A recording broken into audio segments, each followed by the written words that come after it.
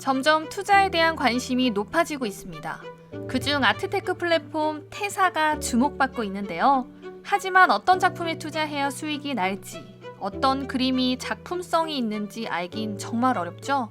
그래서 준비했습니다. 테사가 알려주는 돈이 되는 미술 시리즈 첫 번째 주인공 소개하겠습니다. 힌트를 드리자면 세상에서 제일 비싼 호박의 주인공, 거대한 그물망, 뭔가 떠오르는 게 있으신가요? 바로 야요이 쿠사마입니다. 2008년 야요이 쿠사마의 작품이 580만 달러에 낙찰되며 가장 비싼 생존 여성 작가라는 타이틀을 얻게 되었고 2014년에는 710만 달러에 낙찰되며 여성 아티스트 경매 낙찰가 1위를 기록한 독보적인 여성 아티스트가 됐습니다. 쿠사마의 작품들에는 큰 특징이 하나 있는데요. 바로 똑같은 패턴들이 작품에 반복된다는 것입니다. 대표적으로 호박 시리즈와 인피니티 넷 시리즈가 있는데요. 호박 시리즈 중 호박은 쿠사마 본인과 동일시되는 오브제로, 작가는 나는 호박을 사랑한다, 호박은 내 삶의 동반자라고 표현할 만큼 호박에 대한 애착을 가지고 있습니다.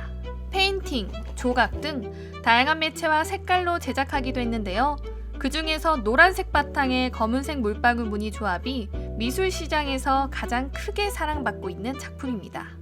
인피니티넷 시리즈는 호박을 뒤덮었던 물방울 패턴이 끝없이 연결되어 거대한 그물망 형태를 이룬 작품입니다. 호박을 표현했던 물방울 패턴이 시간이 지나 변화된 작품이라고도 볼 수 있겠는데요. 우리나라에서는 호박에 비해 덜 알려진 작품이기도 하지만 야요이 쿠사마에겐 가장 비싼 생존 여성 작가라는 타이틀을 안겨준 작품이 바로 이 인피니티넷 시리즈입니다. 지난 2021년에는 국내에서 가장 비싼 아파트에 사는 스타 강사로 유명한 수학 1타 강사 현우진이 인피니티넷 컬렉팅 인증샷을 SNS에 올려 화제가 되기도 했죠.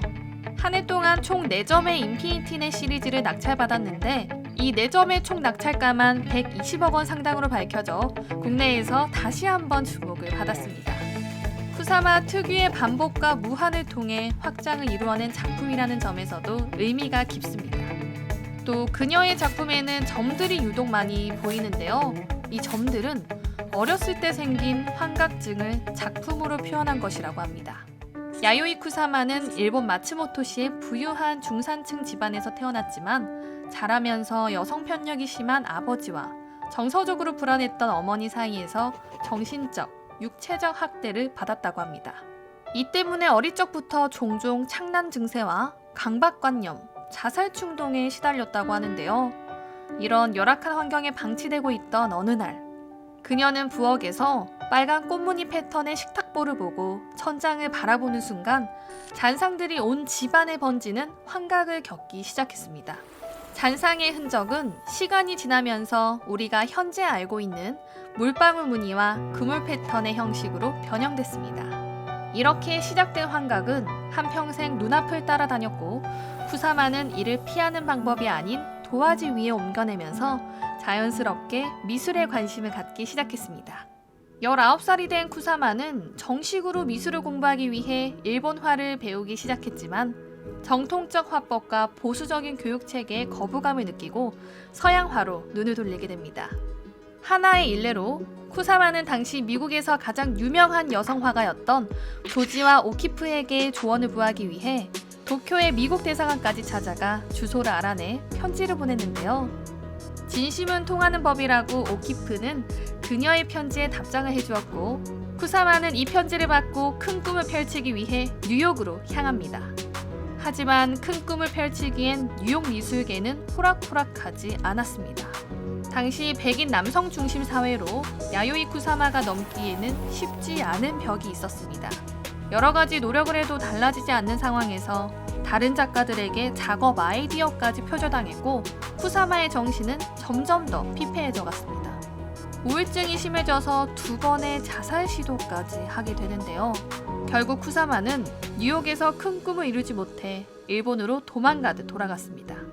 그렇게 사람들의 기억 속에서 잊혀져 가는 듯 했습니다.